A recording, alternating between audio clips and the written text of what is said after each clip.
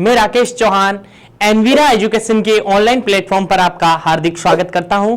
मैं आज आपके लिए लेकर आया हूं पार्ट थर्ड। इससे पहले हमने 2 पार्ट पढ़ लिए थे, अम्ल, सार तथा लवण के। 2 पार्ट बेहद इंपॉर्टेंट है। अगर आप इस चैनल पे नए हैं तो प्लेलिस्ट में जाके दोनों पार्ट देखें, जिससे ये पार्ट आपको आसानी से समझ में आएंगे। पहले 2 पार्ट में हमने पढ़ा अम्ल क्या होता है, दैनिक जीवन में अम्लों के उपयोग। फिर हमने पढ़ा था कौन सा प्रबल अम्ल है, कौन सा दुर्बल अम्ल है। फिर हमने यह भी पढ़ा था कि हाइड्रोजनी अम्ल क्या होते हैं। मैंने बताया था हाइड्रोजनी अम्ल जिनमें हाइड्रोजन पाया जाता है, और ऑक्सी अम्ल पढ़ा था हमने जिनमें हाइड्रोजन तथा ऑक्सीजन दोनों पाए जाते हैं। अब हम पढ़ेंगे क्षार क्या होता है। हमने अम्ल के बारे में सामान्य जानकारी, संपूर्ण जानकारी जान ली थी। आज मैं आपको बताऊंगा कि क्षार क्या होते हैं, दैनिक जीवन में उनके उपयोग, कौन से प्रबल क्षार हैं, कौन से दुर्बल क्षार हैं। तो आज हम स्टार्ट करने जा रहे हैं क्षार। ठीक उसी प्रकार जिस प्रकार हमने पढ़ा था अम्ल को अंग्रेजी में क्या बोला जाता है साथियों, एसिड, तो क्षार को बोला जाता है बेस। क्या कहा जाता है? बेस। ज्यादातर इसके एग्जाम में क्वेश्चन पूछे जाते हैं इसके अन्य नाम के, वहां दे दिया जाता है भस्म। क्या दे दिया जाता है?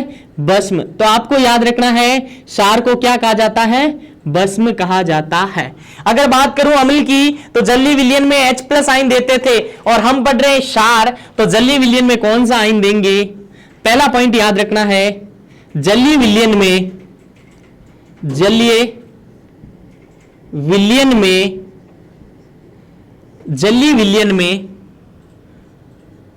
OH- आयन, कौन सा आयन देते हैं? OH- आयन देते हैं।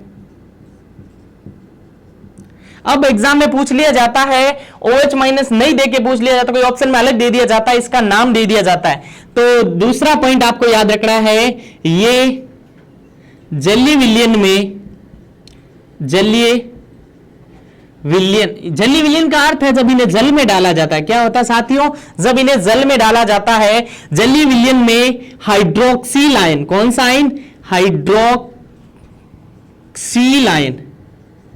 हाइड्रोक्सिल आयन देते हैं। तो 2 पॉइंट याद रखना है। अभी तीसरा पॉइंट क्या है कि क्षार का पीएच मान, क्या याद रखना है? क्षार का पीएच मान इंपॉर्टेंट है। क्षार का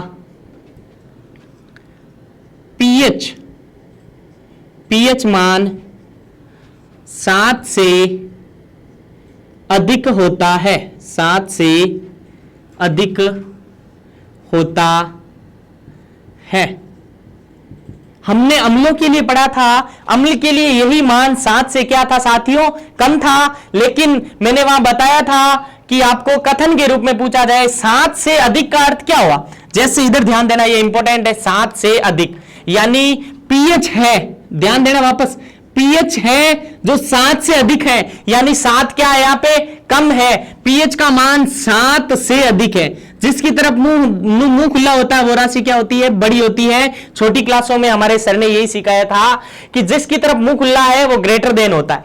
यानी पीएच मान है 7 से क्या है? अधिक, यानी 7 से अधिक 8, 9, 10, 11, 12, 13, 14 तक हम ले सकते हैं। पीएच हम पढ़ेंगे तो आपको बताएंगे पीएच क्या होता है, इनकी लिमिट कहां से कहां तक होती है, कहां जाओगे क्षार होगा, कहां जाओगे अम्ल होगा। लेकिन अभी आपको क्षार में केवल ये याद रखना, पीएच मान है साथियों, पीएच की वैल्यू ग्रेटर देन 7, यानी 7 से क्या होती है? ये आपको याद करना किसके लिए? क्षार के लिए। किसके लिए? क्षार के लिए। तो जिस प्रकार हमने अम्ल में पढ़ा था, अम्ल स्वाद में क्या होते हैं? खट्टे होते हैं। तो यहां मैं बात करूं, क्षार की बात करूं, क्षार स्वाद में कड़वे होते हैं। क्षार स्वाद में कड़वे होते हैं, कड़वे होते हैं। तो अम्ल क्या होते हैं? स्वाद में खट्टे, तो क्षार स्वाद में कड़वे। और जलीय विलयन में OH आयन देते हैं। कौन सा देते हैं? OH ion. यानी हमने अम्लों में पढ़ा प्रोटॉन दाता, तो क्षार प्रोटॉन ग्राही होते हैं। उल्टा है अम्लों का, क्षार प्रोटॉन ग्राही, क्षार प्रोटॉन ग्राही होते हैं, प्रोटॉन ग्राही होते हैं। प्रोटॉन को ग्रहण करते हैं। क्या करते हैं साथियों? प्रोटॉन को ग्रहण करते हैं। अब मैं बात करूं क्षार का अगला पॉइंट, छूने पर चिकना साबुन जैसा स्पर्श। कैसा स्पर्श साथियों? साबुन जैसा स्पर्श, साबुन जैसा स्पर्श। तो ये पॉइंट आपको याद रखना है कि क्षार को छूने पर कैसी फीलिंग आती है? साबुन जैसा स्पर्श लगता है। कैसा स्पर्श लगता है? साबुन जैसा स्पर्श। ये होते हैं प्रोटॉन ग्राही। अगला मैं बात करूं, क्षार होते हैं यानी अम्ल के साथ अगर आपने मिला दिया, अम्ल प्लस क्षार, क्या कर दिया साथियों? अम्ल प्लस क्षार, तो क्या बनेगा? लवण। क्या बनेगा? लवण प्लस साथ में क्या होगा? जल। लवण प्लस जल बनेगा। क्या बनेगा? लवण तथा जल। यानी अम्ल तथा क्षार की अगर अभिक्रिया करवाई जाए, मेरे कहने का अर्थ है अम्ल के साथ अगर क्षार को इंक्लूड कर दिया जाए तो लवण और क्या बनेगा? जल बनेगा। क्या बनेगा? जल। और एक बेहद इंपॉर्टेंट पॉइंट है, किसके लिए? क्षार के लिए। आपने पढ़ा होगा लिटमस पेपर, पिछली क्लास में मैंने बताया था लिटमस पेपर, लेकिन मैं यहां फिर एक बार बता देता हूं क्योंकि ये इंपॉर्टेंट है एग्जाम की दृष्टि से।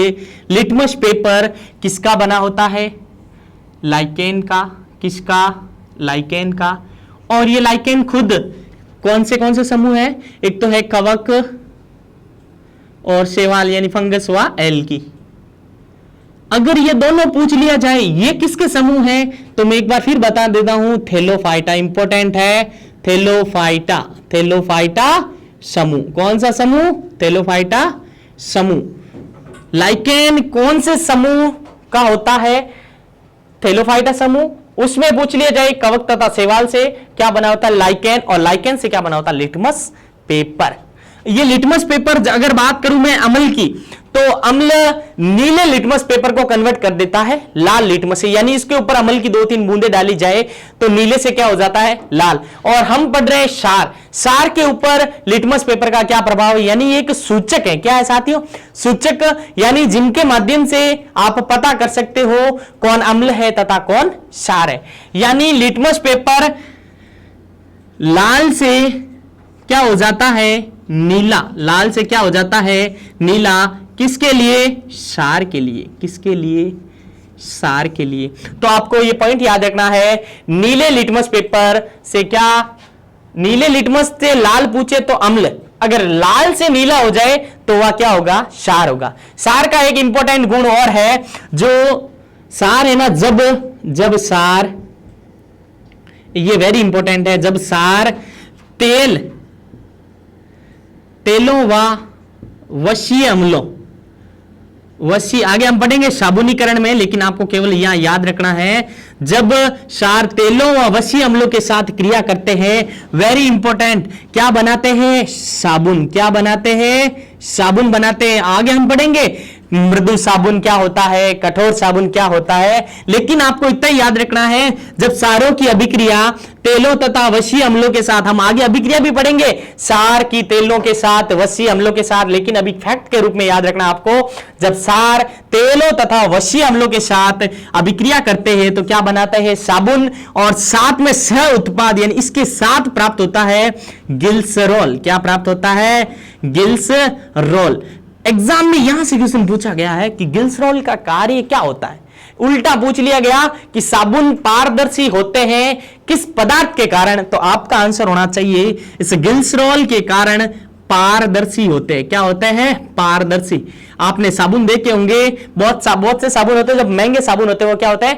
पारदर्शी होते हैं। क्या होते हैं? पारदर्शी। यानी इस साइड से आप उधर देख सकते हो, इस साइड से उधर देख सकते हो। तो एक बार शॉर्टली वापस बता देता हूं, जो जलीय विलयन में OH आयन देते हैं क्षार कहलाते हैं। जलीय विलयन में कौन सा आयन देते हैं? OH आयन का ही कहते हैं हाइड्रोक्सिल आयन। क्या कहते हैं? Hydroxyl ion. pH मान 7 से अधिक, ये तो सबको आता है, लेकिन कथन के रूप में 7 से अधिक, 7 से अधिक। आगे है क्षार स्वाद में क्या होते हैं? कड़वे होते हैं, यानी इनका टेस्ट क्या होता है? कड़वा, जबकि अम्ल का होता है खट्टा। ये प्रोटॉन ग्राही इंपॉर्टेंट है, प्रोटॉन को क्या करते हैं, ग्रहण करते हैं, क्या करते हैं, ग्रहण करते हैं। और जब सार को अम्ल के साथ अभिक्रिया करवाई जाए तो लवण और साथ में क्या प्राप्त होता है, जल प्राप्त होता है, लवण तथा जल प्राप्त होता है। आगे है ऑप्शन, छूने पर चिकना साबुन जैसा स्पर्श होता है। इनको छूने पर कैसा स्पर्श होता है, एकदम चिकना और साबुन जैसा। अब इनकी क्रिया अगर तेल और उच्च वसीय अम्ल के साथ करवाई जाए तो क्या प्राप्त होगा, साबुन और साथ में गिल्सरॉल। गिल्सरॉल का कार्य पारदर्शी। मैं बात करूं लिटमस पेपर की तो लाल से क्या हो जाता है, नीला, लाल से क्या हो जाता है, नीला। किसके लिए, क्षार के लिए। अब हम पढ़ेंगे प्रबल अम्ल क्या होता है, दुर्बल अम्ल, सॉरी प्रबल क्षार तथा दुर्बल क्षार। अब हम पढ़ेंगे क्षार के प्रकार, यानी क्षार भी दो प्रकार के होते हैं। जिस प्रकार हमने पढ़ा अम्ल दो प्रकार के होते हैं, प्रबल अम्ल तथा दुर्बल अम्ल, strong acid and weak acid. ठीक उसी प्रकार strong base and weak base, क्षार दो प्रकार के होते हैं। एग्जाम में यहां से क्वेश्चन आने के चांसेस है कि जिनमें में से कौन सा वीक है, कौन सा स्ट्रॉन्ग है, बेस के आधार पे आप उन्हें वर्गीकृत कीजिए। तो हम पढ़ते हैं पहले क्षारों के प्रकार में। सबसे पहला है प्रबल क्षार। प्रबल क्षार, प्रबल क्षार यानी स्ट्रॉन्ग स्ट्रॉन्ग बेस। ये क्या होता है, जिस प्रकार हमने क्षार में पढ़ा साथियों, प्रबल क्षार का अर्थ यही होगा कि जो जलीय विलयन में पूरी तरीके से आयनीकृत होंगे, पूरी तरीके से घुल जाएंगे, पूरी तरीके से अपघटित होकर ज्यादा मात्रा में कौन सा आयन देंगे, OH माइनस आयन। तो आपको केवल इतना ही याद रखना जो, और इनके एग्जाम्पल खासतौर से याद रखना। तो परिभाषा ये हो जाएगी, शॉर्टली परिभाषा बता देता हूं। जो जलीय विलयन में कथन के रूप में पूछा जा सकता है कि प्रबल क्षार के लिए कौन सा कथन सही है, तो आपको यहां से भी कथन मिल सकता है कि जो जलीय विलयन में पूर्णतया आयनीकृत, यानी आयनों में टूटकर आयनीकृत, जो जलीय विलयन में पूर्णतः आयनीकृत होकर OH माइनस आयन देते हैं। जलीय विलयन में आयनीकृत होकर OH माइनस आयन देते हैं, अर्थात OH माइनस आयनों की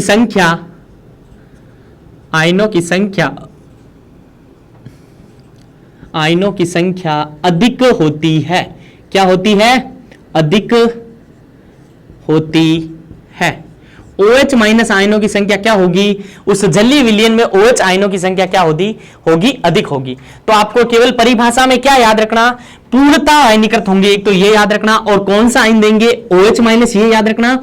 और अधिक मात्रा में OH आयन देते हैं वे हमेशा क्या कहलाता है, स्ट्रॉन्ग बेस। अब मैं इनके एग्जाम्पल बता रहा हूं, दो ही एग्जाम्पल है, वैसे और भी है लेकिन मुख्यतः दो से ही क्वेश्चन पूछा जाता है। तो आपको सबसे स्ट्रॉन्ग क्षार, प्रबल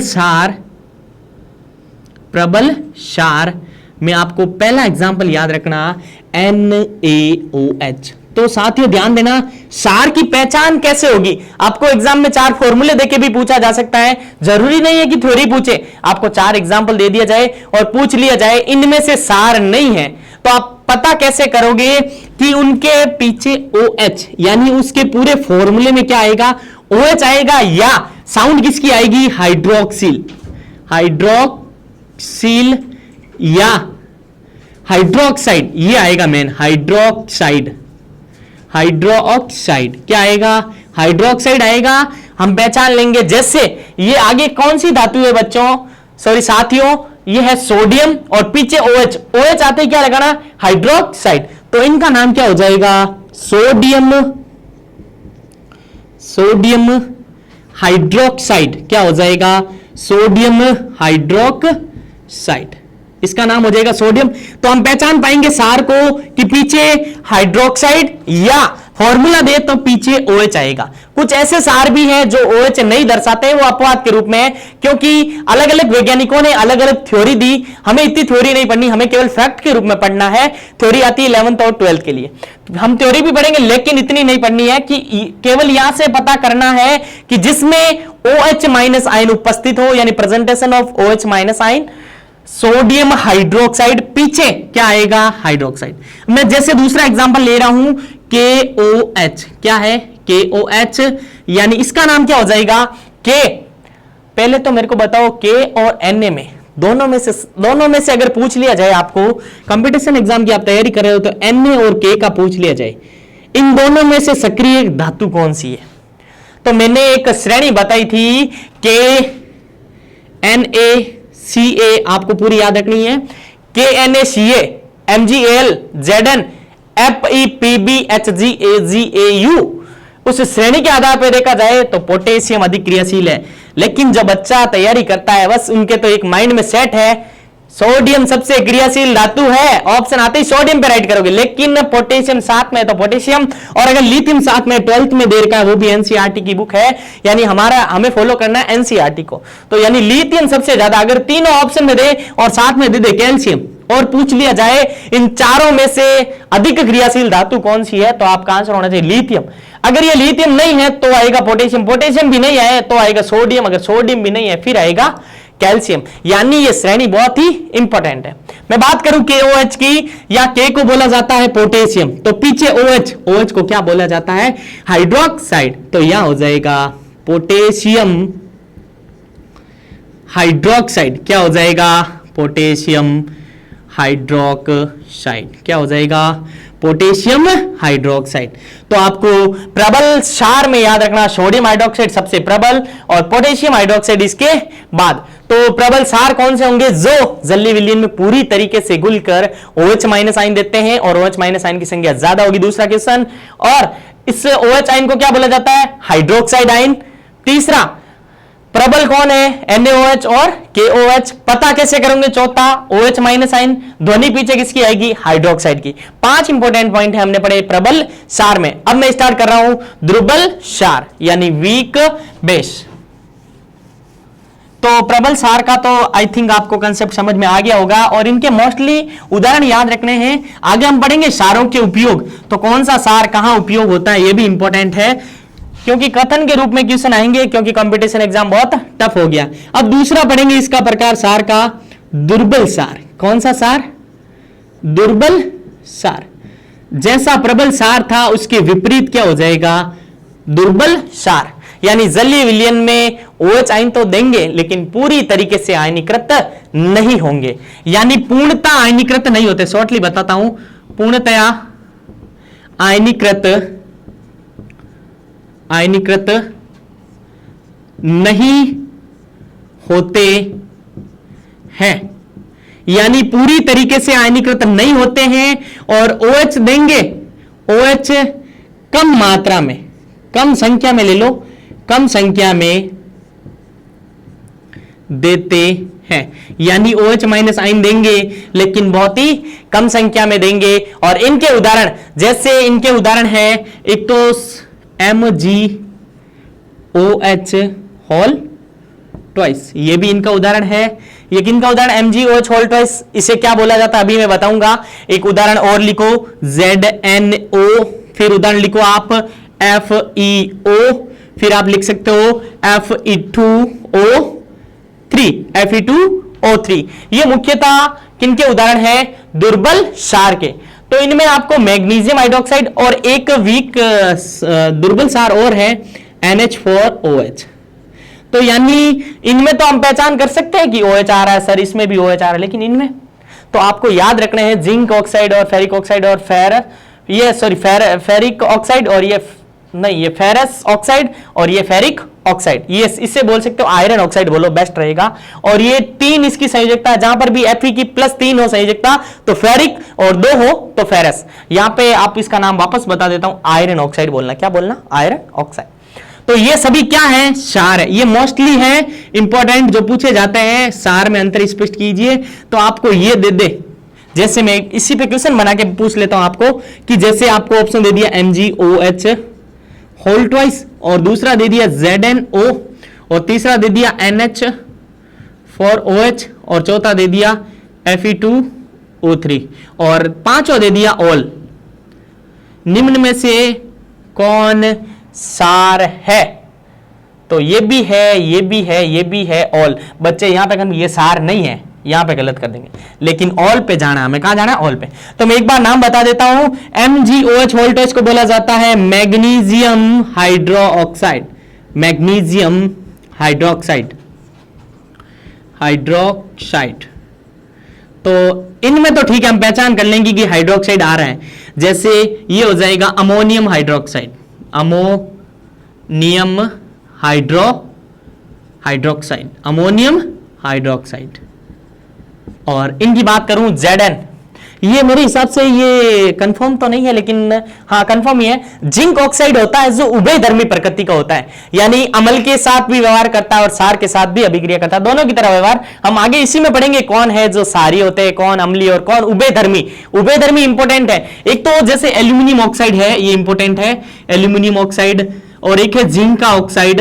ये होते हैं जो उभयधर्मी, यानी अम्ल व क्षार दोनों के साथ अभिक्रिया करते हैं, यानी दोनों की तरह गुण व्यक्त करते हैं। अब मैं बात करूं जिंक ऑक्साइड की, इन्हें बोला जाता है जिंक ऑक्साइड। क्या बोला जाता है? Zinc oxide. और आप केमिस्ट्री पढ़ रहे हो तो सबके नाम आने चाहिए, फॉर्मूले का भी एक क्वेश्चन आता है। यह है आयरन ऑक्साइड, यहां पे क्या हो जाएगा? Iron oxide. क्या हो जाएगा? Iron oxide. और आयरन आया है तो मैं बता दूं, हमारे शरीर में हीमोग्लोबिन, सुना होगा नाम, पूछा गया क्वेश्चन है, हीमोग्लोबिन पूछा जाता है। हीमोग्लोबिन में कौन सी धातु पाई जाती है? आपको नाम बताना है। आयरन। कौन सी धातु?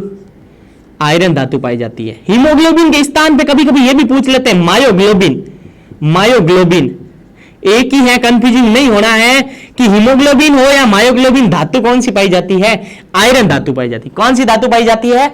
आयरन धातु पाई जाती है। और यहां से क्वेश्चन एक और बता देता हूं, जिंक लोहे की परत के ऊपर जंग लगने से उसके ऊपर परत चढ़ाई जाती है, जिंक की। किसकी परत चढ़ाई जाती है? जिंक की परत चढ़ाई जाती है। और ये आयरन, इसे बोला जाता है फेरिक ऑक्साइड। एक मैंने बताया था ऑक्सीकरण अपचयन में Fe+2 से वापस पूछ लेता हूं, Fe+3 में जाना तो क्या कहलाएगा? 2 से 3 हो रहे हैं तो वर्दी हो रही है, जहां पर भी वर्दी हो वहां हमेशा करना ऑक्सीकरण। क्या करना? ऑक्सीकरण। तो मैं वापस आता हूं क्षार पे, हमारा टॉपिक क्षार चल रहा है लेकिन बीच में आ गया तो आपको बता दिया। क्षार दुर्बल क्षार जो जलीय विलयन में पूर्णतः आयनीकृत नहीं होते हैं, और कौन सा आयन देते हैं? OH, कम संख्या में OH आयन देते हैं। उदाहरण आपको याद रखना, ये मोस्टली है कि मैग्नीशियम हाइड्रोक्साइड। ये हम आगे पढ़ेंगे। पेट की एसिडिटी यानी पेट की अम्लता दूर करने में इनका उपयोग किया जाता है। RS प्री में पूछा गया क्वेश्चन। ये अमोनियम हाइड्रोक्साइड सबसे दुर्बल में लेना, अगर 4 ऑप्शन में है तो इस पे जाना आपको कि ये दुर्बल में गिना जाता है। और जिंक ऑक्साइड, आयरन ऑक्साइड और फेरिक ऑक्साइड। तो हमने प्रबल तथा दुर्बल क्षार पढ़ लिए। अब हम पढ़ेंगे एक एक क्षार के उदाहरण, इनका उपयोग कहां किया जाता है। तो अब हम पढ़ेंगे क्षार के उपयोग, कौन से क्षार का उपयोग कहां किया जाता है हमारे दैनिक जीवन में। पहला है सोडियम हाइड्रोक्साइड। पहले तो आपको पता करना आना चाहिए कौन क्षार है। तो एक मैंने बताया था आपको अभी, जिसके पीछे OH आए जिसे बोला जाता है सोडियम हाइड्रोक्साइड। OH आते ही क्या बोला जाएगा? हाइड्रोक्साइड। इसका अन्य नाम पहला याद रखना, दाहक सोडा। क्या कहा जाता है इन्हें? दाहक सोडा कहा जाता है। या दूसरा नाम आपको याद रखना है कास्टिक सोडा। क्या याद रखना है? Caustic soda. यानी ये बहुत ही हानिकारक होता है, अगर हमारी चमड़ी पे ये गिर जाए तो चमड़ी जल सकती है, इसीलिए इसे क्या कहते हैं? चमड़ी जला देने वाला सोडा। तीसरा है साबुन तथा डिटर्जेंट बनाने में इनका उपयोग कहां किया जाता है साथियों? साबुन बनाने में किया जाता है, डिटर्जेंट बनाने में किया जाता है। इनके अंदर जो मेटल यानी धातु यूज होती है वह कौन सी धातु है? सोडियम धातु होती है। कौन सी धातु? और सोडियम धातु को हम क्या कर सकते हैं? चाकू से काट सकते हैं। और एक और धातु याद रखना आपको साथ में, पोटेशियम धातु। कौन सी धातु है? पोटेशियम धातु। इनका उपयोग किया जाता है साबुन बनाने में। लेकिन याद रखना साबुन 2 प्रकार से बनाए जाते हैं, यानी 2 प्रकार के होते हैं साबुन। एक तो होता है कठोर, एक होता है मृदु। तो यहां इनमें जो सोडियम Na+ है उसका उपयोग कठोर साबुन कहां पे किया जाता है? कठोर साबुन। यानी कठोर का अर्थ है जो हमारे कपड़े धोने वाले साबुन बनाने में, और मृदु साबुन वे होते हैं जो हम नहाने में उपयोग करते हैं, शैंपू बनाने में उपयोग करते हैं। तो इस प्रकार सोडियम हाइड्रोक्साइड को कहते हैं दाहक सोडा, कास्टिक सोडा, साबुन या डिटर्जेंट। डिटर्जेंट का अर्थ होता है सरफ जो हम यूज करते हैं घरों में, धातु जिससे चाकू से काटा जा सकता है, इसमें जो सोडियम धातु यूज होती है। और साबुन बनाने में विशेष तौर से याद रखना कठोर साबुन बनाने में कहां पे उपयोग किया जाता है? कठोर साबुन बनाने में। पोटेशियम हाइड्रोक्साइड क्या कहा जाता है इसे? Potassium hydroxide. एक नाम याद रखना वेरी इंपॉर्टेंट, कास्टिक पोटास। क्या है? Caustic potash. और दीवारों की पुताई करने में इसका उपयोग किया जाता है। यह भी एक क्या है? प्रबल सार है। क्या है? प्रबल सार। तो तीसरा है कैल्शियम हाइड्रोक्साइड। कौन सा? कैल्शियम हाइड्रोक्साइड, यानी मिट्टी की अम्लता दूर करने में। कि किन की अम्लता दूर करने में? मिट्टी की अम्लता। मिट्टी में अम्लता पाई जाती है, उनको दूर करने के लिए कौन से सार का उपयोग किया जाता है? पूछने लायक क्वेश्चन है, तो आपका आंसर होना चाहिए कैल्शियम हाइड्रोक्साइड। मैं बात करूं ब्लीचिंग पाउडर। ब्लीचिंग पाउडर का फॉर्मूला पूछा गया अंग्रेजी में, इसका पूछा गया है कैल्शियम हाइड्रोक्साइड। क्या होता है? Calcium hypochloride. मिस्टेक हो गया थोड़ा, तो यहां आपको याद रखना है कैल्शियम हाइपोक्लोराइड। नाम याद रखना, कैल्शियम हाइपोक्लोराइड।